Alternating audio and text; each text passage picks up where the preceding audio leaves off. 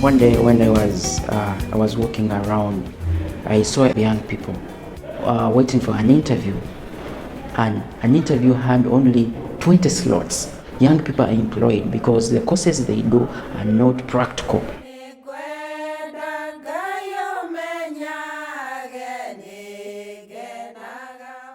Here at Hearts and Hands Foundation, we go practical, training these young men and girls, skilling them, skilling, by giving them hands-on skills.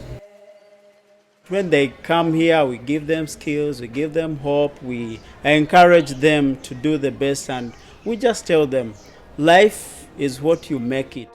I'm training hairdressing and beauty.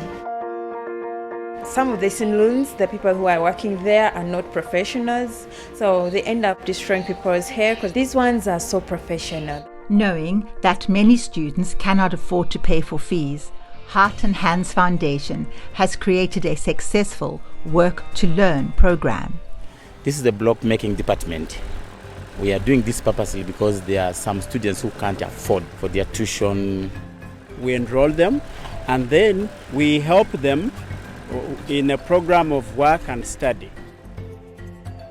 Students are required to work 3 hours a day to raise the funds for their tuition.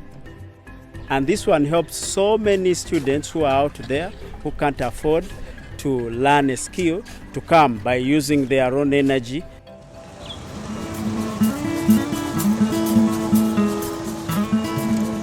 This is a motorcycle mechanics department. They are learning how to repair. Other people in the community would bring in their vehicles to be serviced, to be repaired. I'm equipping them with bricklaying skills. They are now training to learn skills of carpentry and joinery. Heart and Hands Foundation has created business opportunities for staff to work in the areas of their expertise and to raise finances to cover salaries, making each department self-sustaining. Here at the productions department, our aim is to look at some of the former students. We get some of the best students and we put them into the productions department. People come to Heart and Hands because they need quality work, and it's the one which we provide to them. We want to cover a very big client base to see that we produce better quality and to also empower the youths. These all chickens that we bought with Heart and Hands, we are aiming at making to boost the salary base of the staff at Heart and Hands, and also we want to make profit as well as train students on agribusiness.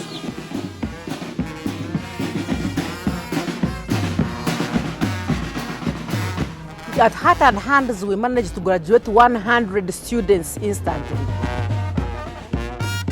They marched in the town because we needed to promote the activities that are done at Heart and Hands Foundation. Some families, it is their first time to graduate. You saw how excited the government leaders and church leaders about their students graduating. This is going to make a big impact on their communities. Somebody leaves this institution, Heart and Hands, when he has the real skill. He doesn't look for employment because he begins right away doing his own work. They become not job seekers, but job makers, because we are seeing results on the ground. They are doing very well.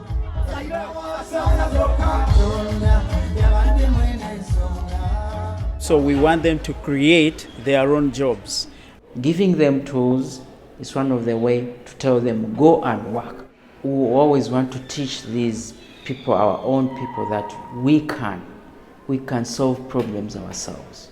In Africa, no celebration happens without generous helpings of food, and absolutely nothing happens without building trust and lasting relationships.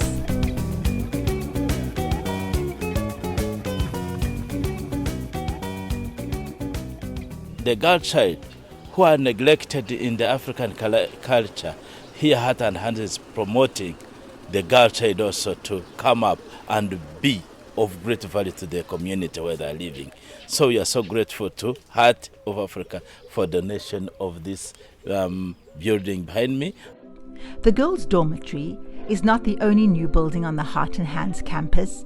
New plans are afoot to expand their buildings and their influence onto the surrounding properties.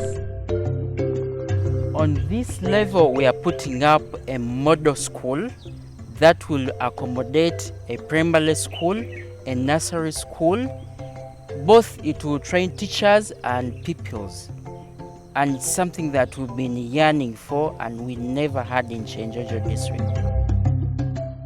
So they had the opportunity to purchase this piece of property, which will serve several functions. First of all, on the ground floor will be the bakery, a restaurant, and shops. Then on the second floor will be rental offices, and on the third floor will be a business school, and he wants to also have a coffee shop.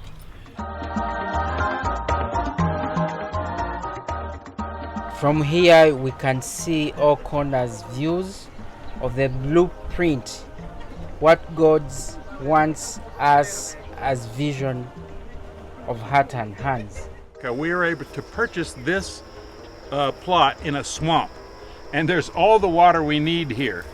Water that will not only provide clean water for the campus that we'll truck up there to the campus, but also for the industries that the Hearts and Hands Foundation will be establishing here. One of the parts of Abel's plan that excites me most is a natural amphitheater that they're cutting into the side of the hill here, right underneath this beautiful prayer garden with the conference center on one side, the school down below. When Dr. Abel started assembling the property for this beautiful campus, he and I agreed we must have this beautiful jumble of rocks, giant rocks, boulders at the top of this mountain, because this is the prayer center. It's a miracle place. It's prayers that really has made what you see. This is the prayer center from which we can see the entire district to pray for every one of the 600 and some villages in this district. Lord, we want to pray for this area around us, Lord, as we look from these rocks, and we trust you will reign and you will have control. And Lord, we want to stand with you and claim all your promises, Lord, that you may be glorified from this point. Connecting you with Africans who are making a difference.